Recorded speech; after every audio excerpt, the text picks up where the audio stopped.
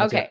So we have the countries that have shown interest in joining BRICS, right? So we have Afghanistan, Algeria, Argentina, Bahrain, Bangladesh, Belarus, Egypt, Indonesia, Iran, Kazakhstan, Mexico, Nicaragua, Nigeria, Pakistan, Saudi Arabia, Senegal, Sudan, Syria, the UAE, Thailand, Tunisia, Turkey, Wow. Yeah. Uruguay, Venezuela, and Zimbabwe. And remember, France is actually also interested, not in joining, but in peripherally being around, I guess. But what's interesting about this is, so a big part of what's happening here has to actually do with the new development bank. And so the new development bank in its own right is sort of an answer to the IMF. Yeah. What I don't know, the IMF has a really bad reputation, which it has gained over many years because somehow magically the countries that deal with the IMF tend to have some really big monetary crises. And more debt. And their governments collapse somehow magically, and the country's bankrupt. I don't know how.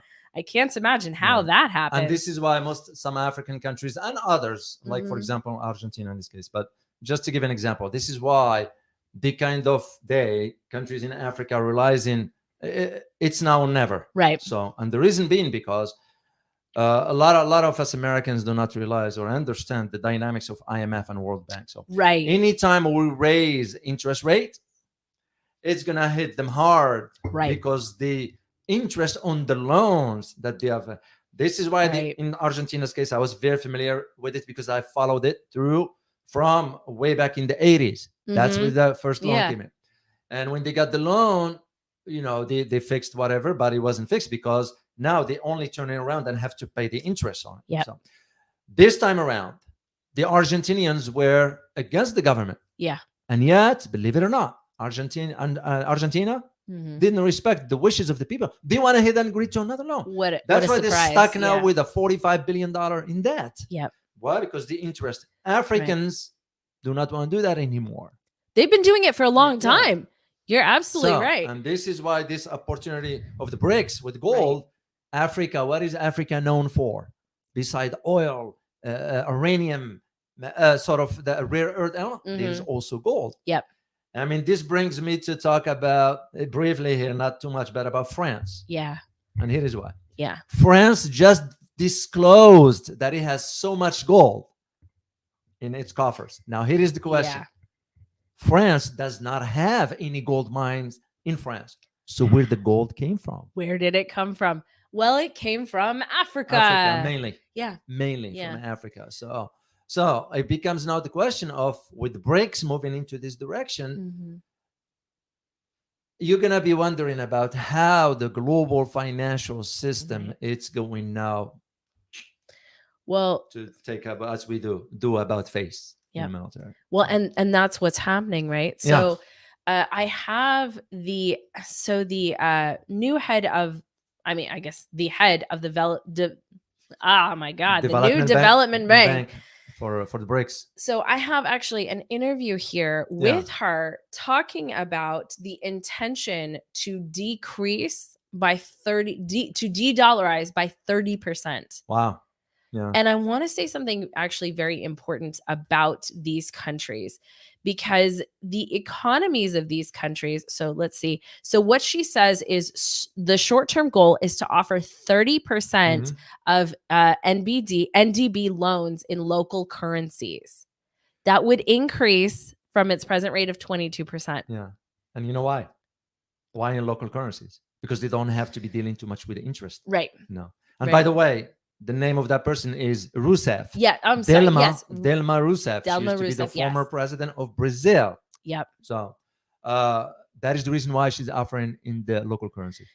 There is another reason. Okay. Because, as you may recall, the new president of Brazil, Lula da Silva, what is he calling for? A unified currency in Latin America called Al Sur. But with one condition, They will be unified currency, but countries will maintain their currencies. Yeah. The Al-Sor currency will only be used in the trades. Yeah. So that's which is smart move, unlike what the EU. Unlike, I was going to say that Yeah. exactly. Unlike what the EU did, because there are a lot of the difference in economies in these countries, and the same is true for Latin America, and the same is true for the BRICS countries. The difference in economies is so substantial that I have questions about how this currency is going to be put together. Yeah. But that's the only thing that makes sense. Because when you had the euro across all of not all, but the euro across most of the European countries, no, it's those economies really struggled, and a lot of them couldn't balance themselves out because that was the case. And it became evident during the Greece financial crisis. Greece specifically, and again, we're just highlighting this. I do remember reading a column. Somebody said, "Well, you don't like Greece, whatever." That's nonsense. What? Yeah, it was pathetic. So I don't hold back about this stuff. You guys know this about me by now. I don't hold back for any stupid comments. I'll push back again because it was stupid. Yeah. I brought this up to highlight the idea that you got in the EU, you got countries with economies like Greece right here. Then you got the economy of Germany right here. But the financial aspect is tied in them together. This is now why Macron made the statement about the EU need to start to reconsider pulling away from the dollar. In other words, we don't want to be too tied to the US dollar, because they are finding out with the sanction US imposing on other countries, France is losing business. So that is the reason why Macron said this. And that was the whole reason for the whole BRICS thing, why he mentioned BRICS. And I actually appreciate that you brought up sanctions, because the weaponization of sanctions, I think, went too far. I think that's a big reason there's a giant push to de-dollarize. I mean, there's several reasons, but a big push to de-dollarize has happened because sanctions have been weaponized. And that's a problem. And so interestingly about this particularly. So the 5 BRICS members represent more than 40% of the global population, right? Which is substantial in its own right. And their share of the world economy, when measuring in purchasing power, though, specifically, purchasing power polarity is larger than that of the G7. PPP. Yeah, indeed. So we're really looking at some real power here. Now, it's more complicated because, decoupling, we're here in the United States, we're talking about decoupling being a problem for the United States from China, but it's not just a problem for us. It's a problem for them too. Not as much. It won't be as much for China as it will be for, because here's the question. I'm going to ask you the question. Who needs whom the most? Do we need China or China needs us more? So what do you think? Here's what I think. Because I do absolutely believe that there are other markets for China to go into. Yes, they are. Absolutely. The issue with that is that the United States is still the largest economy. That's true. And so that is a process that probably needs to take a lot of time and can't just happen immediately, You're absolutely correct. And so I think that's kind of a big piece of that, is that it can't happen immediately. But over time, if there are smart investments in other economies, because right now, we talked about India. Let's say that China is looking for that economy in India. Is it going to find it? Not right now. No, because India does not have the infrastructure. They don't. They need. No, they don't. And that's why even for India, I think some analysts, like for example, his name is a journalist or whatever, worked for CNN, and he was an India advocate because he's ethnically from India, so which is fine, nothing wrong with that. It's just he's been calling too much on, India's going to become superpower. Now he proved that he was way off. Way off. Not yet. India might very well become a superpower, absolutely, but there's some really critical issues that have to be addressed first. That's why I did that research on it. It's because we have to highlight, you got to call it the way it is. Absolutely. We need to refrain from saying, India's going to become a superpower. Come on, guys. Because the elements for a superpower country are not there yet. Not yet. Like you said, doesn't mean India cannot be. Right. Till they resolve their internal dynamics, right, which they got a lot to deal with. You got a malnutrition, you got poverty, you got a lack of infrastructure, running water in certain places. Then we can be talking about and quality control with the goods that are already being made. Would you like to listen to the head of the NDB talk about de-dollarization? Rousseff. Great. So this is actually interesting to me because, you know, they're talking about this is being openly talked about. Where this isn't actually openly being talked about is here in the United States. No one, you know, now it's starting to get talked about because the focus on de-dollarization has been so severe that, you know, it doesn't matter how much legacy media may want to sweep this under the rug, they're not going to be able to. So Dilma Rousseff. At the same time, it is necessary to find ways to avoid foreign exchange risk and other issues, such as being on a single currency, such as the US dollar. The good news is that we are countries choosing to trade. We can't hear her, David. At the same time, it is necessary to find ways to avoid foreign exchange risk and other issues, such as being dependent on a single currency, such as the US dollar. All right, guys, let me know if you can hear her. We are seeing many countries choosing to trade using their own currencies. China and Brazil, for instance, are agreeing. At the same time, it is necessary to find ways to avoid foreign exchange risk and other issues, such as being dependent on a single currency, such as the US dollar. The good news is that we are seeing many countries choosing to trade using their own currencies. China and Brazil, for instance, are agreeing to exchange with RMB and the Brazilian real. And the Brazilian real. At the NDB, we have committed to it in our strategy. For the period from 2022 to 2026, NDB has to lend 30% in local currency, and so 30% of our loan book will be has lent 30% in 30% of our loan book will be financed in the currency of our member countries. That will be extremely important to help our countries avoid exchange rate risks and shortages in finance that hinder long-term investments. At the same time, it is she's spot on because I mean, it's no secret and it's not a new. We've abused the power that we gained after World War II, especially in the financial system. And that's why the whole Bretton Woods system was set up that way. And the arrangement was made with other countries to back the dollar. There was still, of course, the 1971. As you all know the story, we're not going to go into the details of it when we stepped out of the gold. But we made the arrangement. What a lot of people do not know, they were backdoor conversations with the Saudis at that time to ensure that we're going to step out of the gold, but you're going to step in with selling the oil in the US dollar.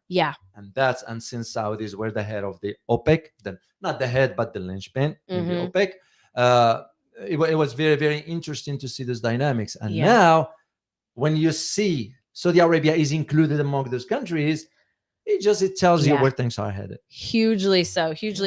And sorry, guys, it looks like you guys actually could hear it. Perfect. Sorry about that. If you want to go read it again, you can. That's all right. So, and this again, tie it to, this is why I always say geopolitics, things don't happen in a vacuum in geopolitics. Absolutely. You look at now, for example, in Africa, and what I'm thinking about it. You look at in Africa, why NATO now is fixing its sights on the Sahel area. Why? Because they're rich in oil and rare earth elements. Well, and this is something that you bring up all the time, David. If you're looking at what's happening in geopolitics, you want to look at what resources are in whatever country that is. What resources are they, or what access to resources does it provide? Well, that was the whole reason why we always went to conflicts. It wasn't about, you know, but because time has come, as I always say. It pains me to say this because it's my country. You know what I mean? No matter what, it's my country. But on the other hand, you can't close your eyes on what's wrong. So when when my country, when the government, not the people, American people are wonderful people. It's like any other human being. It's just we get lumped into what the government does because the government represents us. Well, wait a minute. I am not advocating for you, the government, to go and you look at yesterday I was hearing, I don't know if you guys know the journalist Max Blumenthal. I listened to his speech at the UN and the disclosure of the waste of money. And he was right. He said, it's my tax dollars. When I see the infrastructure at home, it's not taken care of, and yet we squandering our tax dollars. So he's right. And yes, you will get those schmuck in Washington DC pushing against his narrative. He's speaking the truth. That's what I call a good citizen. It's the idea that we call a spade, as I always say. When our country does wrong, and we did wrong with the abuse of the dollar, the power that we generated through that. I mean, I looked at it, just my recent trip. I had to purchase something and I looked at the transactions. They had to go through the US dollar. So why am I buying an item, for example, for $50, but I end up having to pay about 55? So where the other 5 came from? Is that fee to convert this currency from here to here through the US dollar? Why? So the abuse of it. And that's why you're seeing now the BRICS moving forward. I saw this coming back then when I said, Mike, my word on it. In the summit, they're going to announce something major. And what I was referring to without saying it at that time had to do with currency. Why? Because you see the signs for all that. Well, and currency is the most important form of power, right? So there are several forms of power. The deal with that is, so, you have the power that's like physical power, armies, police, that kind of thing, right? You can buy every other type of power with money. And so when we're looking at what's happening in the world, we're always looking at an economic struggle at the core of just about everything. Because what is the thing that people who want power want? Money. So of course, the most important thing is currency. And even when you look at natural resources, why do people want natural resources? Is it for the good of all humanity? No. They want it because it means money. Well, the financial sector has always, I mean, since I start studying political science and international affairs and all that stuff, even all the books that I read from way back, all of them had that hint to the financial aspect. Why? Because the financial aspect is one of the pillars for geopolitics. Geopolitics is not about just the geography of a country and how it's going to interact with country B. Yes, it's all good and all that. But you still have to look at the financial aspects of where things are headed. And this is one thing we did after World War II. Because strategists at that time in Washington, that was the focus on the financial, because we realized back then, and again, I am talking based on the record that I read. I did the research on all that stuff. Back then, the discussion was, okay, now we defeated the Nazis. Okay, now we have Europe under our thumb. Now we have the Monroe Doctrine in Latin America. Now we can coordinate with the Brits in the Southeast Asia and Africa. How are we gonna manage all this? You got one thing that can connect all this together, is the financial aspect. Absolutely. And that's where that conversation took place at the Bretton Woods in Massachusetts about Bretton Woods, the dollar, the role, and so forth. Then, of course, with the discovery of oil, we realized discovery for other countries that we had the technology. They had, of course, the products. So we said, sure, we'll explore this for you for 50%.